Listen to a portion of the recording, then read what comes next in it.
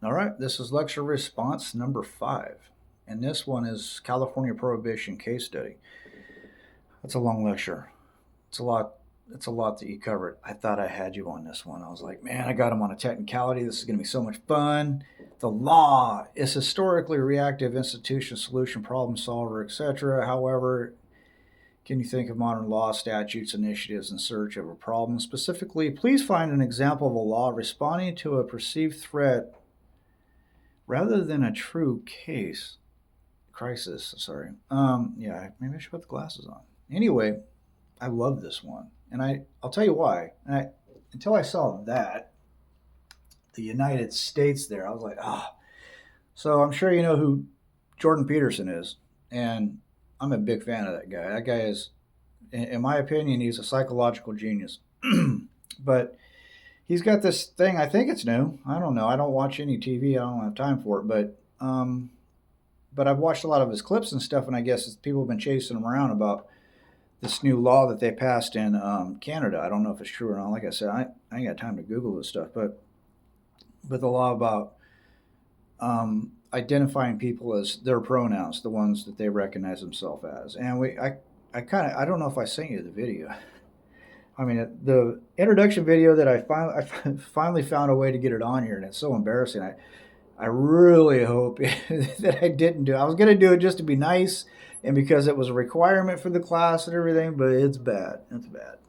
So anyway, but no, he's like his take on it is because he's being really, raked through the coals over this by, of course, the people that are very motivated. We're not going to get too far into it, because I know people are so sensitive, especially in this area.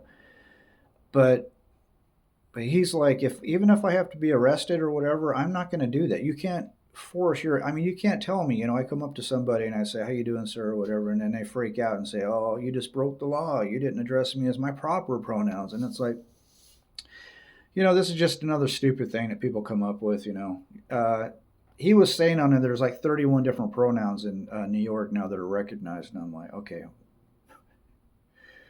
I'm not, it's so stupid. It's no different than somebody pointing out what a nice car you got, and you going, don't ever call my motorcycle a car again. It's no different, and it's a freaking Ferrari. Ferrari. I don't even know if they make motorcycles, but just to be clear, it's a car, but you insist that you refer to it as a motorcycle because that's how you recognize it as it.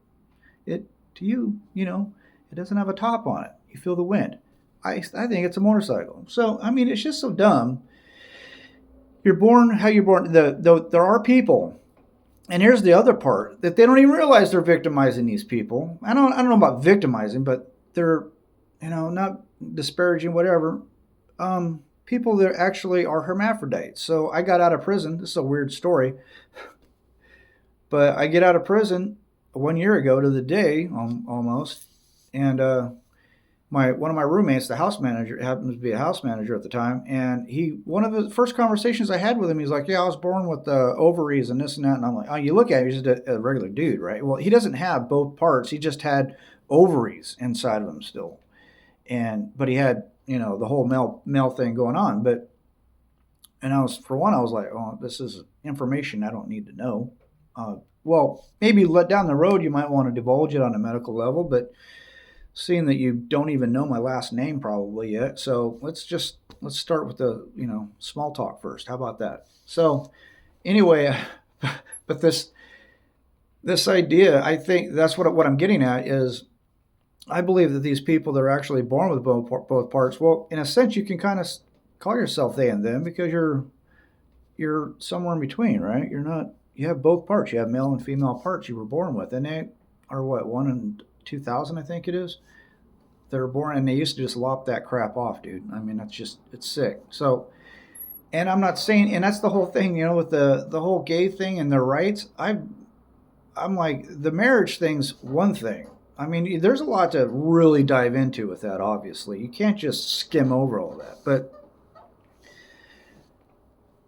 But But I never thought that their rights, as you know, if you're going to be a couple living in a house or whatever, because you're both dudes or both chicks or whatever, that you should somehow not get the same tax breaks because you don't, you know, you're not conforming with what we. Oh no, that's all. Of course, that's just crazy Nazi crap. But so they should have always had those kind of rights. But you know, I don't know. I get off in the weeds a little bit on this stuff. But the point is that the Jordan Peterson crusade is turning out that he's getting himself involved in inadvertently.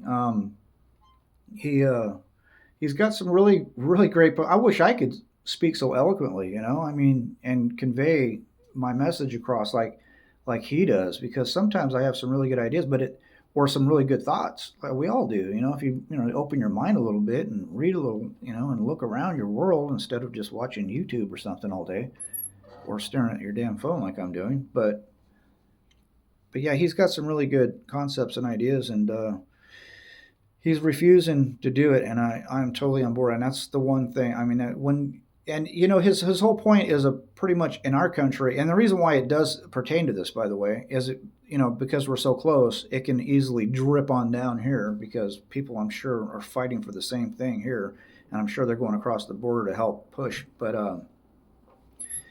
yeah, once you get into taken away here would be the First Amendment right, freedom of speech or whatever.